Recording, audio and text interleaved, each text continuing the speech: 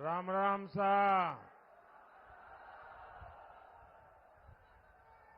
नवरात्रि के इन पवित्र दिनों में मुझे कैला मैया के चरणों में प्रणाम करने का अवसर मिला है। मैं मेहदीपुर बालाजी, मदन मोहन जी और भगवान महावीर जी को भी प्रणाम करता हूं। आज महान समाज सुधारक महात्मा फुले जी की भी जन्म जयंती है। मैं उनकी पुण्य स्मृति को भी नमन करता हूं।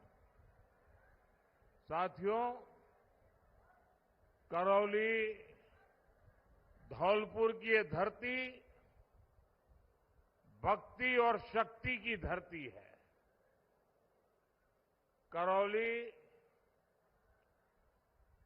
उस ब्रिज का क्षेत्र है जहां की रज भी सिर पर धारण करते हैं।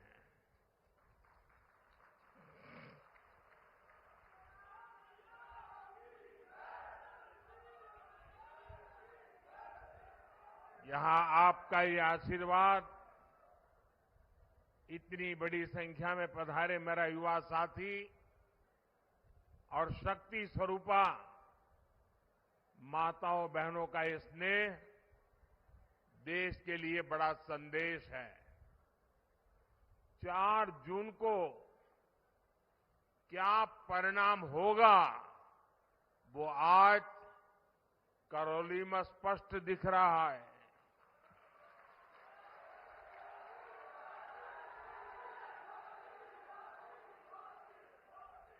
करौली बता रहा है 4 जून 400 पार।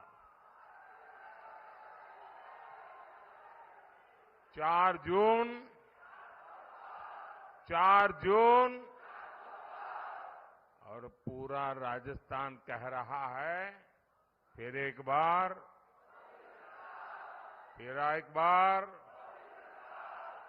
साथियों, 2024 का लोकसभा चुनाव कौन सांसद बनेगा या कौन नहीं बन सकता, इतने भर का नहीं है। ये चुनाव विकसित भारत के संकल्प को नई ऊर्जा देने का चुनाव है। पिछले 10 वर्षों में बीजेपी ने उन समस्याओं के समाधान निकाले जिन समस्याओं के आगे कांग्रेस ने हाथ खड़े कर दिए थे।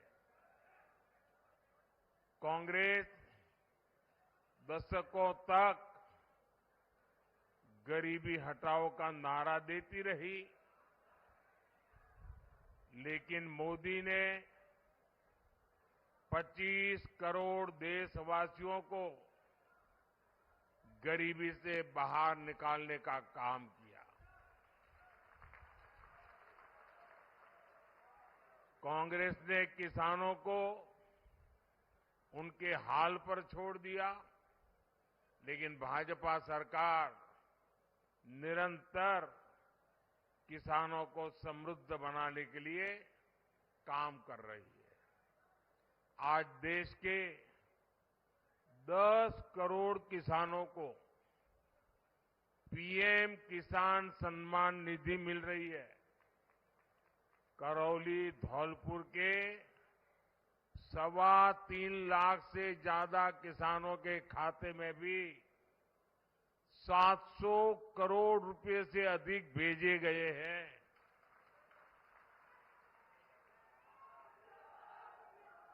पहली बार किसी सरकार ने पशुधन की भी इतनी चिंता की है। करौली में 80,000 से ज्यादा किसानों के पशुधन को खुरपका मुंहपका के 1.5 लाख से ज्यादा टीके मोदी सरकार ने लगवाए हैं। जब कोरोना में मुफ्त में टीके लगवाए तो चारों तरफ वाहवाही होती थी, लेकिन आपको जानकर के खुशी होगी कि पशुओं का भी मुफ्त टीकाकरण का अभियान हजारों करोड़ रुपए खर्च करके किया जा रहा है। ये हमारा राजस्थान, ये तो मोटे अनाज जैसा बाजरा, ज्वार, सावा, कोदो, कुटकी जैसे श्री अन्न की पैदावार में सबसे आगे है। पहले मोटे अनाज पैदा करने वाले हमारे किसान भाई बहनों को कोई पूछता नहीं था। हमने मिलेट मिशन चलाया और हमने दुनिया को समझाया कि हमारा जो मोटा अनाज है ना, ये सुपर फूड है, सुपर फूड।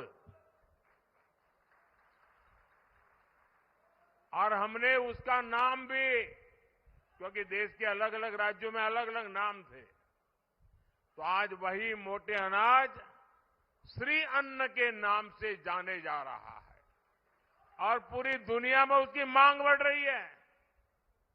आपको जानकर खुशी होगी, पिछले वर्ष अमेरिका में व्हाइट हाउस में राष्ट्रपति जी ने मुझे निमंत्रण दिया था और उन्होंने बहुत बड़ा भोज रखा था।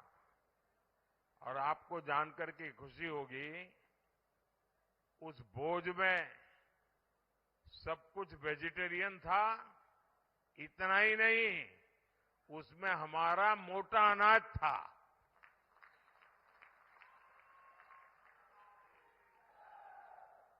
ये सुपर फूड, ये मोटा अनाज दुनिया में अपनी नई जगह बना रहा है। इससे राजस्थान के किसानों को बहुत बड़ा लाभ होने वाला है। हमने national mission for oil seed शुरू किया है। इसमें भी करौली, धौलपुर की बहुत भूमिका होगी। साथियों, कांग्रेस ने दलितों, आदिवासियों और महिलाओं को भी न कभी अवसर दिए, न सम्मान दिया। भाजपा ने देश के 50 करोड़ से ज्यादा गरीबों के जनधन खाते खुलवाए। हमने 11 करोड़ परिवारों के लिए शौचालय बनवाए। भाजपा सरकार ने 4 करोड़ गरीबों को पक्के घर दिए और इनमें से अधिकतर लाभार्थी समाज के वंचित वर्ग के लोग हैं। ज्यादातर पीएम आवास घर की महिलाओं के नाम पर है। भाजपा ने करोड़ों बहनों को उज्ज्वला सिलेंडर देकर उन्हें धुएं से बचाया है।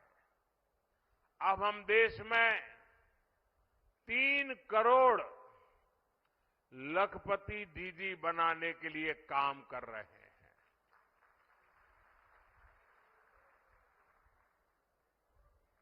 मुझे बताइए, ये सारे काम जो मैं बोल रहा हूं, ये काम पहले होने चाहिए थे कि नहीं होने चाहिए थे? देश आजाद होने के तुरंत बाद ये काम पूरे करने चाहिए थे कि नहीं करने चाहिए थे? ये काम भी नहीं किया इन्होंने। ये काम भी मुझे करना पड़ रहा है। साथियों, हमारे दलित, आदिवासी, महिलाओं को कितनी पीढ़ियों की जिंदगी कांग्रेस की उपेक्षा के कारण तकलीफ से गुजर गई। लेकिन आज गरीब का बेटा 10 साल से प्रधान सेवक है तो गरीब को कितनी ही परेशानियों से मुक्ति मिली है। साथियों, आपको पता है, विकसित भारत के सपने को पूरा करने के लिए मेरा हर पल, हर क्षण देश के लिए है। पल पल आपके नाम, हर पल देश के नाम। और इसलिए मैं तो कहता हूं 24/7 फॉर 2047। साथियों, जो लोग हमारा घोर विरोध करते हैं, ये परिवारवाद और भ्रष्टाचार के दलदल में डूबी कांग्रेस जनता की मजबूरियों में मुनाफा खोजती है। राजस्थान में पानी के संकट को बड़ा बनाने वाली कांग्रेस ही है। केंद्र सरकार ने हर घर पानी पहुंचाने के लिए जल जीवन मिशन शुरू किया, उसमें भी कांग्रेस ने भ्रष्टाचार किया। आज हमारे प्रयासों से करौली धौलपुर के 1.5 लाख घरों में पानी पहुंचा है। और अभी भजनलाल जी बड़ा विस्तार से वर्णन कर रहे थे, जिस ईआरसीपी प्रोजेक्ट को कांग्रेस सरकार ने वर्षों से लटकाया था, उसे भी भजनलाल जी की सरकार ने 100 दिन के भीतर ही पास करवा दिया। और इसका बड़ा लाभ करौली धौलपुर को मिलेगा। हरियाणा के साथ हुए समझौते से राजस्थान ने कई जिलों तक पानी पहुंचेगा। और मैं आपको बताना चाहता हूं, ये संभव इसलिए हुआ क्योंकि हरियाणा में भी बीजेपी की सरकार है और राजस्थान में अब बीजेपी की सरकार लाए, तो हमने मिलजुल करके रास्ता निकाला। केंद्र में भी हम बैठे थे। आपको याद होगा, हिंदुस्तान में बहुत सारे राज्य हैं जो पड़ोसी राज्य के साथ पानी के मुद्दे पर पिछले 30 40 साल से लड़ाई चल रही है। और वो पानी समंदर में जा रहा है, लड़ाई चल रही है। मुझे याद है, गुजरात में नर्मदा योजना, हमने कैनाल बनाई और बिना कोई झगड़ा, बिना कोई मनमुटाव गुजरात ने राजस्थान को जो पानी मिलना चाहिए वो कैनाल बनते ही पानी देना शुरू कर दिया। और गुजरात से सटे हुए जो जिले हैं वहां पानी पहुंच गया। और मुझे याद है, उस समय बड़ोसी शेखावत जसवंत सिंह जी गुजरात आए थे, मैं मुख्यमंत्री था, और उन्होंने मेरी बहुत बधाई की, बहुत अभिनंदन किया। मैंने कहा, क्या है, आप तो मुझसे बड़े हैं। बोले, जी पानी देना एक कितनी बड़ी बात होती है और आपने पानी पहुंचाया है, राजस्थान कभी भी आपको भूलेगा नहीं। ये शब्द उस दिन थे। मैं गुजरात से आता हूं, पानी की दिक्कत क्या होती है मैं भली भांति समझता हूं। राजस्थान पानी की कैसी मुसीबतों से गुजरता है मैं भली भांति समझता हूं। और इसलिए समस्या का समाधान खोजने के लिए कोई न कोई रास्ते खोजते रहते हैं। हम हाथ जोड़ करके बैठे नहीं रहते। साथियों, कांग्रेस ने पानी में पैसा कमाने का पाप किया, बीजेपी ने उसे सेवा, जिम्मेदारी और जवाबदेही का काम मान करके पूरा किया। आने वाले समय में राजस्थान के घर घर पानी पहुंचेगा, ये मोदी की गारंटी है। आपके सपने ही मेरा संकल्प है। साथियों, आप लोग मुझे भली भांति जानते हैं। इतने साल हो गए, मेरी जिंदगी को भी करीबी से जानते हैं। आपने मैं कैसे काम कर रहा हूं सब देखा है। आप सब ये जानते हैं कि मोदी आराम करने के लिए पैदा नहीं हुआ है, न ही मोदी मौज करने के लिए पैदा हुआ है।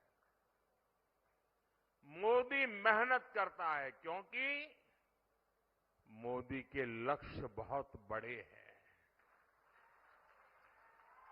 और ऐसे लक्ष्य जो सिर्फ और सिर्फ मेरे देशवासियों से जुड़े हैं, आप सबसे जुड़े हैं। ऐसे लक्ष्य जो आपके बच्चों से, देश के युवाओं से जुड़े हैं।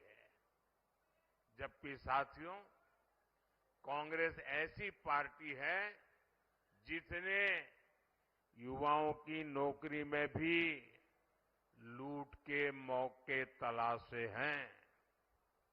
यहां कांग्रेस सरकार के संरक्षण में पेपर लीक इंडस्ट्री खड़ी हो गई। मोदी ने आपको गारंटी दी थी, बीजेपी सरकार आएगी, पेपर लीक माफिया जेल के भीतर दिखाई देंगे। आज मोदी की गारंटी पूरी हुई कि नहीं हुई? मोदी की गारंटी पूरी हुई कि नहीं हुई? आज राजस्थान ही नहीं, पूरे देश में भ्रष्टाचारियों पर कड़ी कार्रवाई हो रही है। इसलिए इंडी अलायंस के लोग मोदी के खिलाफ एकजुट हो रहे हैं। अब मजा देखिए, देश में क्या चल रहा है। एक तरफ मोदी है जो कहता है भ्रष्टाचार हटाओ, और दूसरी तरफ वो लोग हैं जो कहते हैं भ्रष्टाचारी बचाओ। ये सारे लोग जो भ्रष्टाचारियों को बचाने के लिए निकले हैं ना, कान खोल करके सुन ले। मोदी को कितनी भी धमकियां दे दें, भ्रष्टाचारियों को जेल जाना ही पड़ेगा। ये मोदी की गारंटी है।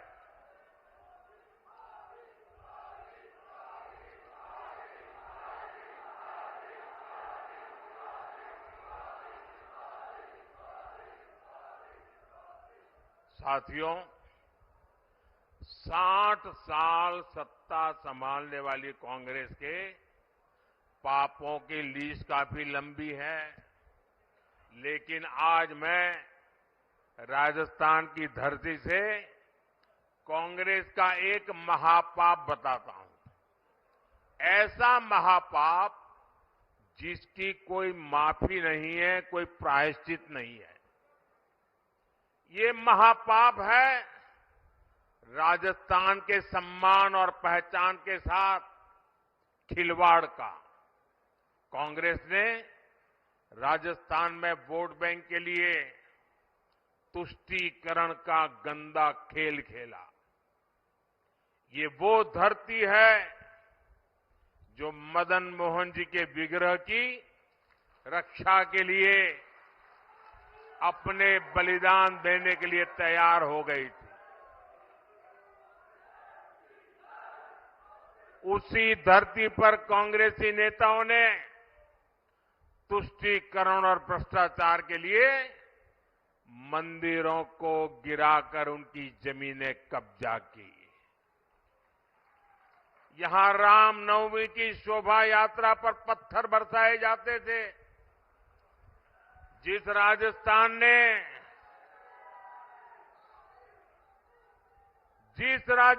ने धौलपुर ने अयोध्या में 500 साल के इंतजार के बाद बन रहे भव्य राम मंदिर के लिए पत्थर भेजे, उसी राम मंदिर पर कांग्रेस पार्टी के नेता कैसी कैसी भाषा बोल रहे हैं। इन लोगों ने रामलला की प्राण प्रतिष्ठा का बहिष्कार तक किया। इंडी गठबंधन में इनकी साथी पार्टी सनातन को नष्ट करने की बात करती है और ये कांग्रेस वाले उनके मौन समर्थन में खड़े रहते हैं। साथियों, आप बताओ, कांग्रेस का ये पाप माफी लायक है क्या? ऐसे पाप को माफ किया जा सकता है क्या? इन्हें सजा मिलनी चाहिए कि नहीं मिलनी चाहिए? सजा मिलनी चाहिए कि नहीं मिलनी चाहिए? और इस बार जब आप 19 तारीख को वोट देने जाएं ना, तो बटन दबाते समय बटन ऐसे दबाइए ताकि ये पापियों को सजा देने का आपको संतोष मिले।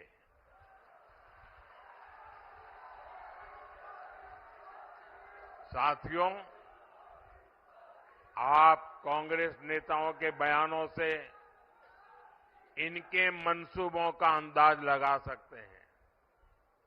कांग्रेस के शहजादे विदेश में कहते हैं कि भारत कोई राष्ट्र नहीं है। देश सर्जिकल स्ट्राइक करता है तो ये सेना से सबूत मांगते हैं।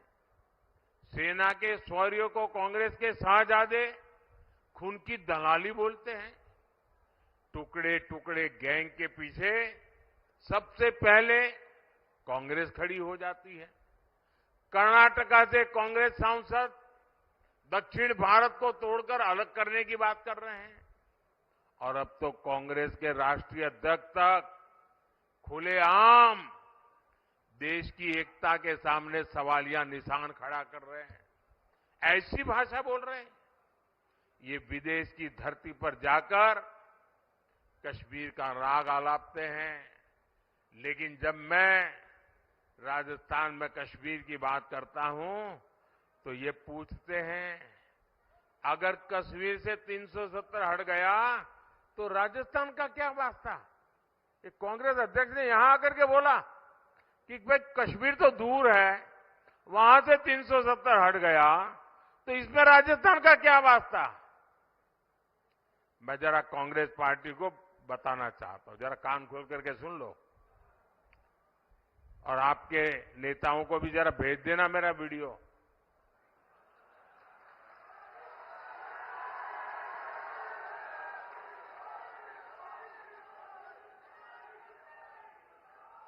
कांग्रेस के नेता समझ लें, राजस्थान का कश्मीर से क्या वास्ता है, ये जानना है तो राजस्थान के बलिदानी वीर शहीदों के घर जाकर के पूछो।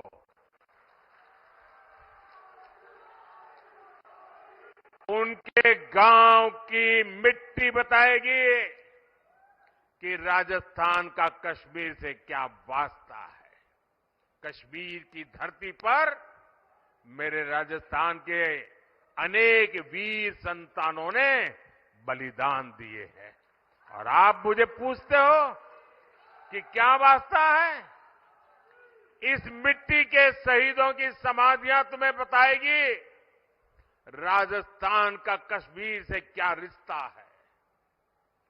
सत्ता से दूर होकर इनकी सोच इतनी संकुचित हो गई है कि ये लोग राणा प्रताप की धरती से पूछते हैं कि कश्मीर का बाकी देश से क्या लेना देना। आप कल्पना करिए, जब विपक्ष में रहकर इसकी सोच ऐसी है तो ये सत्ता में देश की अखंडता और एकता के साथ क्या क्या खिलवाड़ कर सकते हैं।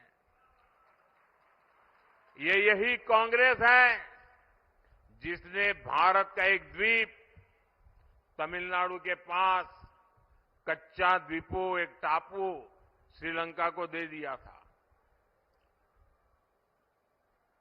इस देश विरोधी कुकृत्य को कांग्रेस बेशर्मी से जायज ठहरा रही है।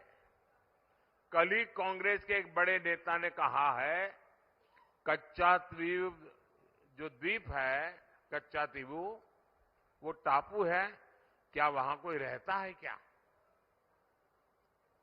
रहता नहीं तो क्या दे देनी है क्या? फिर तो ये रेगिस्तान को तुम क्या कहोगे कल? यही कहोगे कोई रहता है क्या? क्या कोई देश की सेवा ऐसे होती है क्या? ये तरीका है क्या?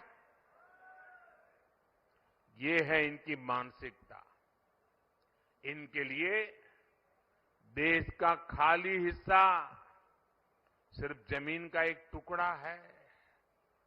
कल ये कांग्रेसी राजस्थान जैसे सीमावर्ती राज्य की खाली जमीन यही कहकर किसी भी देश को दे सकते हैं। कांग्रेस का सिर्फ इतिहास ही खतरनाक नहीं है, बल्कि कांग्रेस के इरादे भी खतरनाक है। साथियों, करौली और धौलपुर में 19 अप्रैल को मतदान है। बीजेपी ने बहन इंदुमती जाटव जी को अपना प्रत्याशी बनाया है। इंदुमती जी के पास अपनी पार्टी के कामों की पहचान है।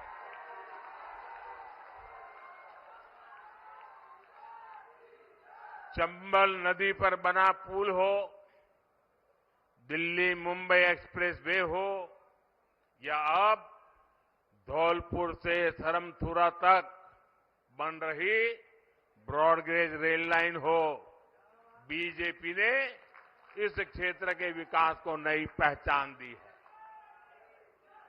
इंदुमती जी करौली धौलपुर में विकास को और तेजी से आगे बढ़ाने के लिए आपकी प्रतिनिधि का काम करेगी और इसके लिए आपको 19 अप्रैल को गर्मी कितनी क्यों न हो, पहले मतदान फिर जलपान।